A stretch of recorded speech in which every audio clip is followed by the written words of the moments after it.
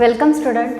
Science सेकंडचा environmental management हा जो लेसन आहे हा लेसन आज आपण स्टार्ट करतो आहे. So before starting the lesson what we are going to learn in this lesson that first we are going to discuss.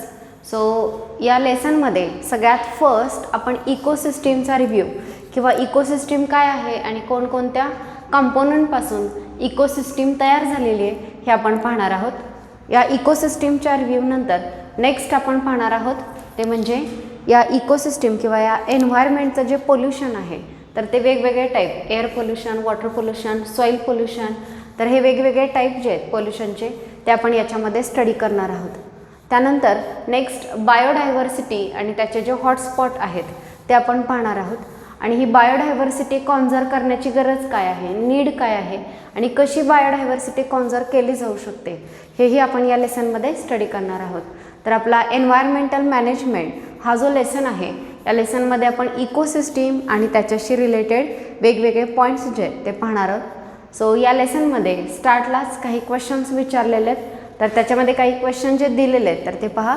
First जो क्वेश्चन आहे, what is ecosystem and which are its different component. Ecosystem काय आहे आणि इकोसिस्टीमचे different components काय आहेत. So see various biotic and abiotic factors and their interactions with each other is called as ecosystem. So वेगवेगळे biotic आणि abiotic factors आणि त्या फॅक्टरच्या एकमेकांशी होणाऱ्या ज्या इंटरॅक्शन्स आहेत याला एकत्रितपणे इकोसिस्टीम असं म्हटलं जातं. मग बायोटिक फॅक्टर म्हणजे काय तर लिव्हिंग ऑर्गॅनिझम आणि अबायोटिक फॅक्टर म्हणजे non living organism. So living आणि नॉन लिव्हिंग ऑर्गॅनिझम आणि त्यांच्या एकमेकांशी होणाऱ्या इंटरॅक्शन्स यालाच आपण काय म्हणतोय, इकोसिस्टीम. आता लिव्हिंग ऑर्गॅनिझम तुमच्या लगेच लक्षात येतील की प्लांट्स आहेत, ॲनिमल्स आहेत, बॅक्टेरिया आहे, हे सगळे लिव्हिंग आहेत. मग नॉन लिव्हिंग कोणते तर एअर, वॉटर, सॉईल, सनलाईट हे सगळं नॉन लिव्हिंग आहे. मग हे लिव्हिंग आणि नॉन लिव्हिंग यांच्या एकमेकांशी कशा काय इंटरॅक्शन होतात तर बघा, प्लांट जे आहेत ते फोटोसिंथेसिससाठी किंवा फूड मटेरियल तयार करण्यासाठी सनलाईट, वॉटर, कार्बन डायऑक्साईड या गोष्टींचा यूज करतात आणि फूड मटेरियल प्रिपेअर करतात. सो प्लांट्सनी त्यांचं फूड मटेरियल प्रिपेअर करण्यासाठी नेचरमधल्या अबायोटिक थिंग्स यूज केल्या आणि त्यांचा यूज करून फूड मटेरियल प्रिपेअर केलं. हेच फूड मटेरियल फूड चेनमध्ये एकापासून दुसऱ्याकडे ट्रान्सफर केलं जातं आणि बाकीचे जे फूड चेनचे कंपोनंट आहेत किंवा नेचरमधले जे बाकीचे ऑर्गॅनिझम आहेत यांनासुद्धा फूड मटेरियल जे आहे ते प्रोव्हाइड केलं जातं. सो हे आपण पाहिलं. आता बायोटिक म्हणजे प्लांट्स आणि बाकीचे ॲनिमल्स आणि अबायोटिक म्हणजे बाकीचे वेगवेगळे कंपोनंट. अगदी ऑक्सिजनसुद्धा आपण आपल्या रेस्पिरेशनसाठी यूज करतो. तर यावेळी बायोटिक आणि अबायोटिक दोन्हीही कंपोनंट एकमेकांशी इंटरॅक्ट होतात. सो मला वाटतं दोन्हीही क्वेश्चनचा आन्सर झालेला आहे. What is ecosystem. Ecosystem is biotic and abiotic factors in nature and their interactions with each other is called as ecosystem. And which are the components of ecosystem. इकोसिस्टीमचे component कोणते आहेत तर Biotique आणि abiotic. मग Biotique म्हणजे living आणि abiotic म्हणजे non living आणि मी आत्ताच तुम्हाला एक्झाम्पल सांगितले. सो हा फर्स्ट क्वेश्चन होता. सेकंड, हे जे क्वेश्चन्स आहेत ते तुम्ही 9th स्टँडर्डमध्ये एन्व्हायरमेंटल मॅनेजमेंट हा लेसन लर्न केलेला आहे तर त्याच लेसनशी रिलेटेड हे क्वेश्चन आहेत. सेकंड बघा, which are the different types of consumer and what are the criteria used for their classification. So वेगवेगळ्या टाईपचे कन्झ्युमर कोणते बघा, आपण 9thमध्ये स्टडी केलेले आहेत सुरुवातीलाच. So primary consumer, secondary consumer, apex consumer, decomposers, omnivorous असे वेगवेगळे टाईप जे आहेत ते आपण पाहिलेले आहेत. तर याच्यामध्ये सगळ्यात first primary consumer. So primary consumer म्हणजे काय तर organisms which depend on plants for their food are called as primary consumer. Secondary consumer म्हणजे काय, the organisms which depends on herbivorous or primary consumer for their food are called as secondary consumer. Apex किंवा top consumer म्हणजे काय, the consumer which depend on primary as well as secondary consumer for their food but no one can eat them are called as apex consumer. Omnivorous म्हणजे काय तर जे organism plant originated आणि animal originated दोन्ही टाईपचं food material घेतात, यांना आपण ओमनिवरस असं म्हणतो. आणि डिकम्पोजर्स म्हणजे जे स्मॉल ऑर्गॅनिझम लाईक बॅक्टेरिया, फंजाय हे डेड ऑर्गॅनिझमला डिकम्पोज करतात, तर त्या डिकम्पोज करणाऱ्या ऑर्गॅनिझम्सना आपण डिकम्पोजर्स असं म्हणतो. सो मुलांनो, हे आपण वेगवेगळे कन्झ्युमरचे टाईप्स शिकलोत. Primary consumer, secondary consumer, apex consumer, omnivorous आणि डिकम्पोजर्स. आणि हे त्यांचं जे क्लासिफिकेशन आहे याच्यासाठी कोणता क्रायटेरिया यूज केलेला आहे, तर यूज केलेला क्रायटेरिया आहे मोड ऑफ न्यूट्रिशन. त्यांचं न्यूट्रिशनची मेथड काय आहे त्या बेसिसवरती या ॲनिमलचं क्लासिफिकेशन केलेलं आहे. यानंतर नेक्स्ट क्वेश्चन बघा, what may be the relationship between lake and birds on tree. So lake आहे, लेकच्या बाजूला ट्री आहे आणि या ट्रीवरती बर्ड्स आहेत, तर लेक आणि बर्ड यांच्यामध्ये काय रिलेशनशिप आहे, म्हणजे एक अबायोटिक आणि दुसरा बायोटिक फॅक्टर दिलेला आहे. तर बघा, बर्ड जे आहेत त्या लेकमधलं वॉटर ड्रिंकिंगसाठी यूज करतील किंवा त्या वॉटरमध्ये असणारे जे ॲक्वॅटिक ऑर्गॅनिझम आहेत त्यांच्यावरती ते फीड करतील. याशिवाय जे ट्री आहे ते ट्री त्यांचं शेल्टर आहे. सो यावेळी लेक आणि बर्ड यांच्यामध्ये काय होणार आहे, इंटरॅक्शन्स होणार आहेत.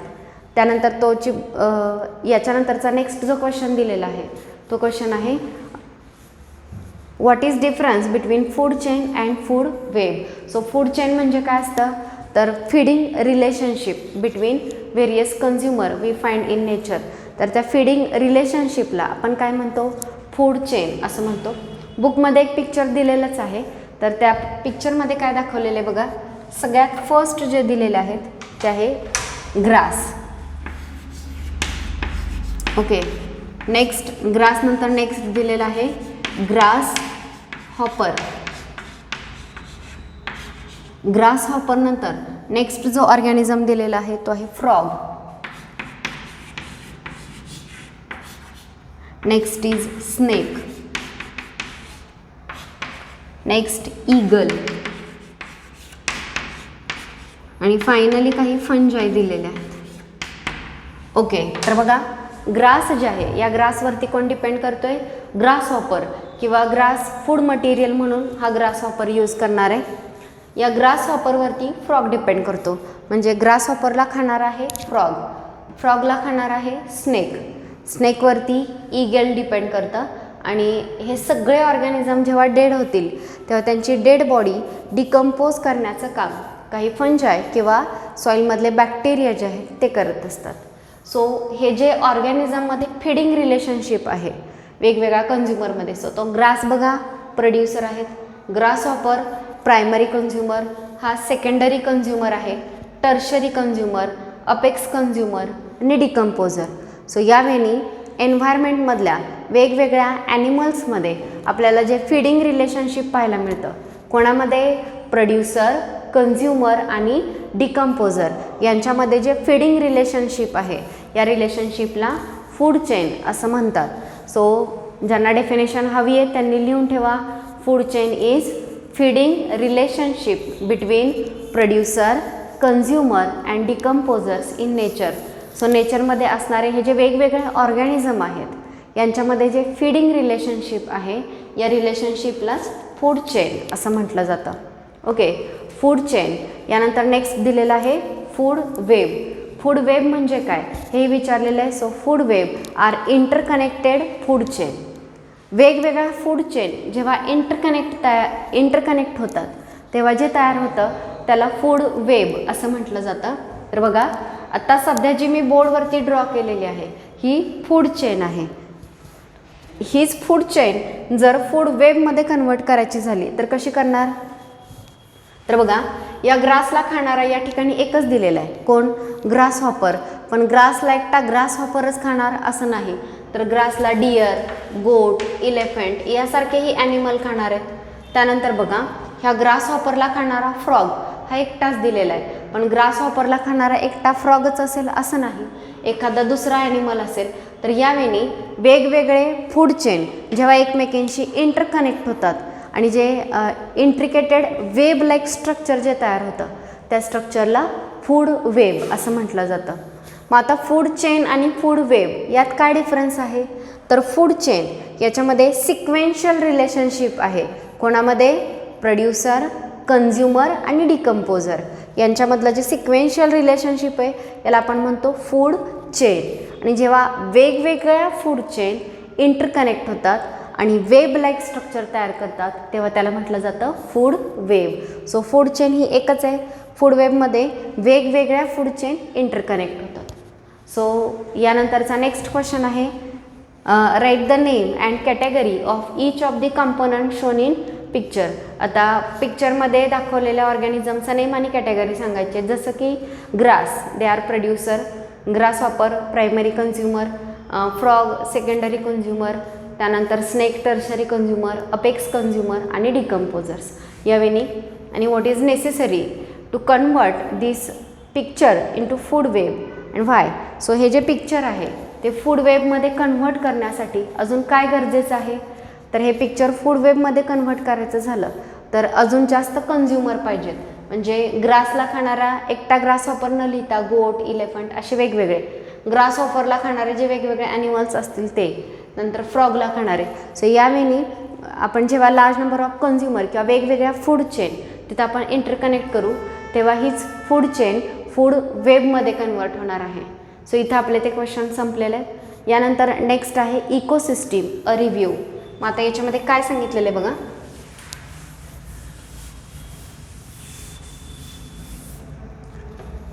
Ecosystem a review. So first of all biotic and abiotic factors and their interaction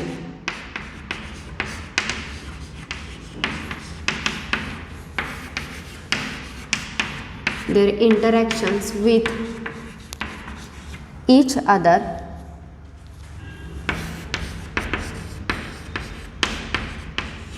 is called ecosystem. So ecosystem कशाला म्हणायचं, तर वेगवेगळे बायोटिक आणि अबायोटिक फॅक्टर आणि त्यांच्या एकमेकांशी होणाऱ्या इंटरॅक्शन्स याला काय म्हटलं जातं, तर इकोसिस्टीम असं म्हटलं जातं. किंवा आपली ecosystem biotic factor, abiotic factor आणि त्यांच्या एकमेकांशी होणाऱ्या इंटरॅक्शन्स यांच्यापासून आपली इकोसिस्टीम जी आहे ती तयार होते. मग आपल्या इकोसिस्टीममधला जो प्रत्येक फॅक्टर आहे तो प्रत्येक फॅक्टर महत्त्वाचा असतो. So see each factor in ecosystem is important.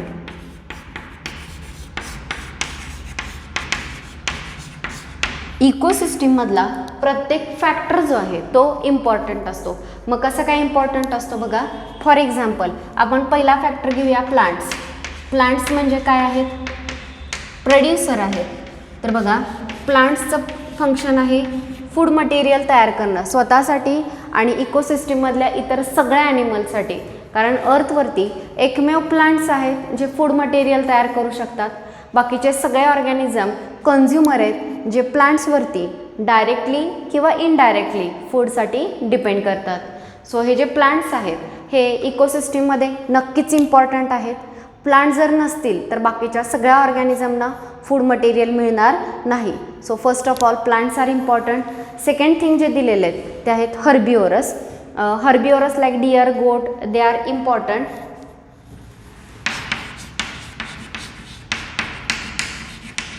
हर्बिओरस like deer, goat, elephant हे सुद्धा तितकेच इम्पॉर्टंट आहेत या फूड किंवा इकोसिस्टीममध्ये. कारण हर्बिओरसचा जर नंबर असेल तर हर्बिओरसवरती फीड करणारे पुढचे जे आहेत नेक्स्ट कार्निवोरस ऑर्गॅनिझम ते अलाइव्ह राहणार आहेत. याशिवाय जर हर्बिओरस नसतील तर प्लांटचा नंबर जो आहे तो या अर्थवरती खूप जास्त वाढू शकतो. इन शॉर्ट जर मधली एखादी लिंक कमी झाली तर त्याच्या आधीची जी लिंक आहे त्याच्या आधीचे जे ऑर्गॅनिझम आहेत त्यांचा नंबर खूप वाढतो आणि त्यानंतरचे जे ऑर्गॅनिझम आहेत त्यांचा नंबर कमी होतो. त्यामुळे फूड चेनमधला कुठलीही लिंक कमी होऊन चालत नाही. प्रत्येक ऑर्गॅनिझम तितकाच इम्पॉर्टंट असतो. जसं की आपण आता पाहिलं हर्बिओरस, ज्याच्यामध्ये डिअर, गोट, इलेफंट यासारखे ॲनिमल येतात. तर आता हे जे ॲनिमल्स आहेत हे कार्निओरस किंवा पुढचे जे कन्झ्युमर आहेत त्यांचं फूड मटेरियल आहे. जर हे ऑर्गॅनिझम नसतील तर त्यांच्यानंतरचे जे ऑर्गॅनिझम आहेत त्यांची संख्यासुद्धा कमी होईल आणि इकोसिस्टीम काय होईल, डिस्टर्ब होईल.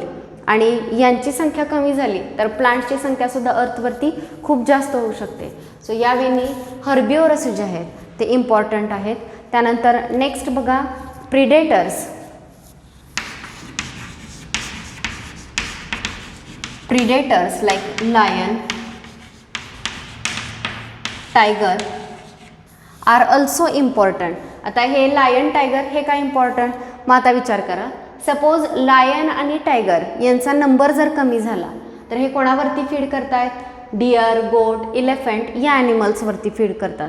मग आता जर यांचा नंबर कमी झाला तर साहजिकच डिअर, गोट आणि इलेफंट यांचा नंबर वाढणार आहे, कारण त्यांना प्रिडेट करणारं किंवा त्यांना खाणारं कोणीही नाही आहे. त्यामुळे डिअर, गोट, इलेफंट या हर्बिओरस ॲनिमलचा नंबर इन्क्रीज होईल.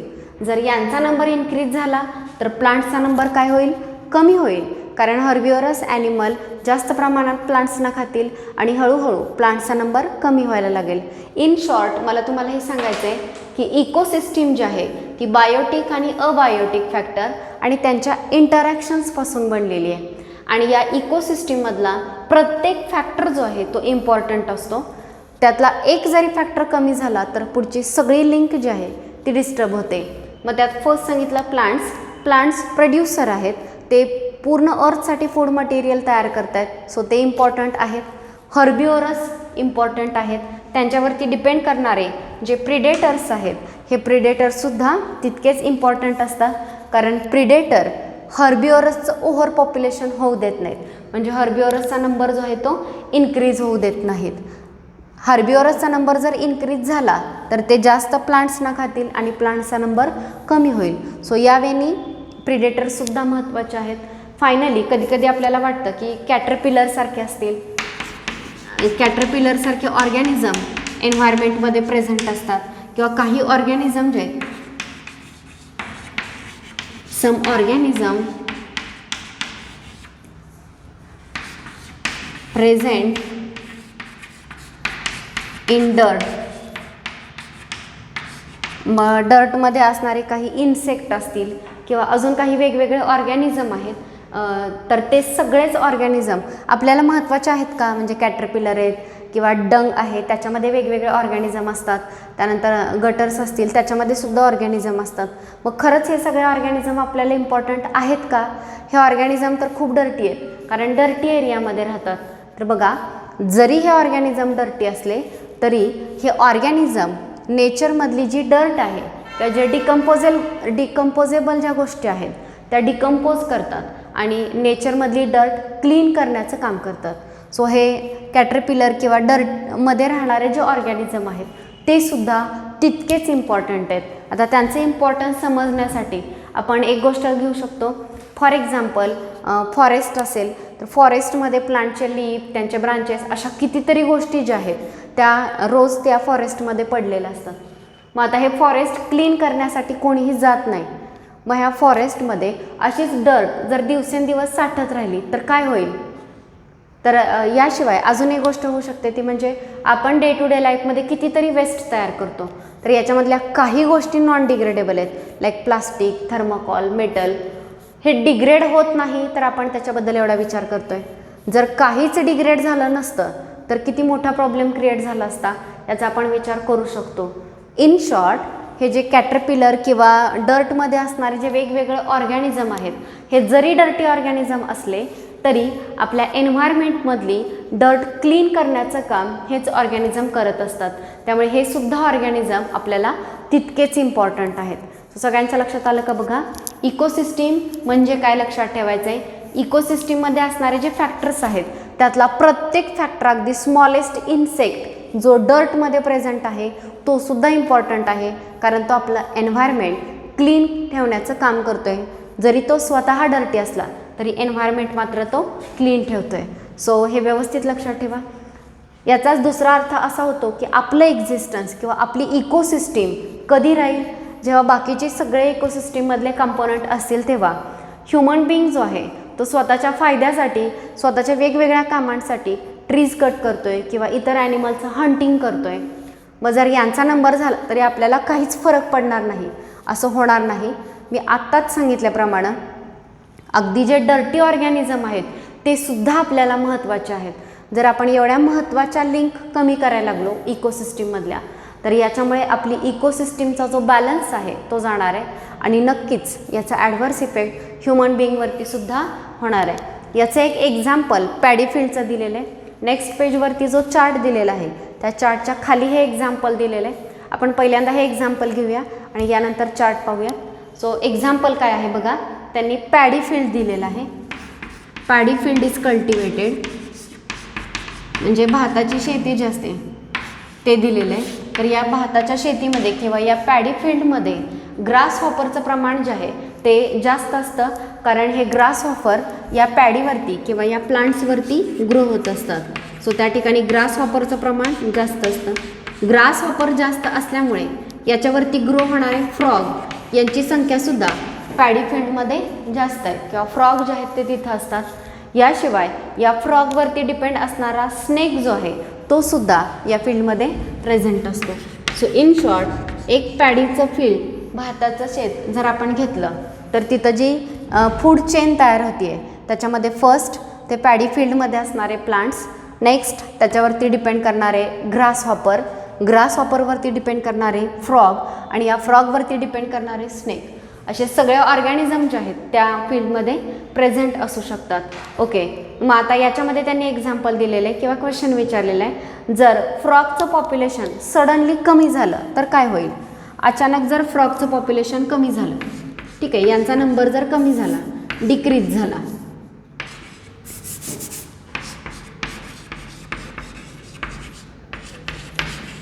फ्रॉग जर कमी झाले तर बघा फ्रॉग कमी झाल्यामुळे ग्रास हॉपरला कोणी खाणारा शिल्लक राहील का, राहणार नाही.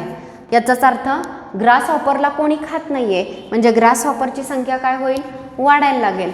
आणि जर ग्रास हॉपरचा नंबर वाढला तर ते जास्तीत जास्त पॅडी फील्डला किंवा तिथं असणाऱ्या प्लांट्सना खातील किंवा त्या प्लांट्सना नुकसान पोहोचवतील. तर बघा फ्रॉगचा नंबर कमी झाला तर ग्रास हॉपरचा नंबर काय होईल, इन्क्रीज होईल. आणि ग्रास हॉपरचा नंबर जर इन्क्रीज झाला तर प्लांट्स जे आहेत ते जास्तीत जास्त तिथे डिस्ट्रॉय होतील. याशिवाय फ्रॉगचा नंबर जर कमी झाला तर त्या ठिकाणी स्नेकचा नंबरसुद्धा कमी होऊ शकतो, कारण त्यांचं जे फूड मटेरियल आहे ते कमी झालेलं आहे. तर तुम्ही बघू शकता की एक लिंक जर कमी झाली तर सगळी फूड चेन जी आहे ती डिस्टर्ब होते. सो मी रिपीट करते एक्झाम्पल, याच्यावरती क्वेश्चन विचारला जातो, जर पॅडी फील्डमध्ये असणारी जी फूड चेन आहे त्यात पॅडी फील्ड आहे किंवा तिथले प्लांट्स आहेत त्यावरती फीड करणारे ग्रास हॉपर, ग्रास हॉपरवरती फीड करणारे फ्रॉग्स आणि फ्रॉगवरती फीड करणारे स्नेक जे आहेत ते तिथे प्रेझेंट असतात. समजा फ्रॉगचा नंबर कमी झाला तर ग्रास हॉपरचा नंबर इन्क्रीज होईल आणि ग्रास हॉपरचा नंबर जर इन्क्रीज झाला तर प्लांट जास्तीत जास्त डिस्ट्रॉय होतील. हे या बाजूला. याशिवाय फ्रॉगवरती फीड करणारा जो स्नेक आहे या स्नेकचा नंबरसुद्धा कमी होईल. ओके, तर हे एक्झाम्पल दिलेलं आहे, सगळ्यांना कळलं का बघा. पेज नंबर 37वरती जो चार्ट दिलेला आहे त्या चार्टच्या खाली हे पॅडी फील्डचे एक्झाम्पल दिले, तर त्याच्यावरती त्यांनी क्वेश्चन विचारले, what will be the effect on paddy crop. मी आत्ताच सांगितलं की फ्रॉगचा नंबर जर कमी झाला तर पॅडी क्रॉपवरती काय इफेक्ट होईल. तर बघा फ्रॉगचा नंबर कमी झाला, ग्रास हॉपरचा नंबर इन्क्रीज होईल, ग्रास हॉपरचा नंबर इन्क्रीज झाला तर पॅडी क्रॉप जे आहे ते डिस्ट्रॉय होईल. Number of which consumer will decline and which will increase. कोणाचा नंबर कमी होईल आणि कोणाचा नंबर वाढेल. जर फ्रॉगचा नंबर कमी झाला तर ग्रास हॉपरचा नंबर इन्क्रीज होईल आणि स्नेकचा नंबर कमी होईल. हे नीट लक्षात ठेवा. And what will be the overall effect on that ecosystem. So overall effect काय असेल इकोसिस्टीमवरती, तर फक्त फ्रॉगचा नंबर कमी झाल्यामुळे ते पॅडी क्रॉप जे आहे ते खराब होऊ शकतं आणि बाकीची इकोसिस्टीम जी आहे ती डिस्टर्ब होऊ शकते. So this is about ecosystem a review. सगळ्यांना इकोसिस्टीम अ रिव्ह्यू हा पॉईंट व्यवस्थित लक्षात आला का बघा. याच्यामध्ये तुम्हाला इकोसिस्टीमची डेफिनेशन, याच्यामध्ये असणारे वेगवेगळे फॅक्टर्स जसे की प्रोड्युसर, कन्झ्युमर, प्रिडेटर, शिवाय डर्टमध्ये असणारे ऑर्गॅनिझम, हे सगळे इम्पॉर्टंट आहेत, हे व्यवस्थित लक्षात घ्या. आणि पॅडी फील्डचं जे एक्झाम्पल दिलेलं आहे याच्यामध्ये जर फ्रॉगचा नंबर कमी झाला तर बाकीची इकोसिस्टीम कशी डिस्टर्ब होते हे नीट लक्षात घ्या. याचा कमी झाला तर याचा नंबर वाढणार आणि स्नेकचा नंबर डिक्रीज होणार, कमी होणार. हे व्यवस्थित लक्षात ठेवा. यानंतर इकोसिस्टीमचा जो चार्ट दिलेला आहे तो चार्ट आपण पाहणार आहोत. So C,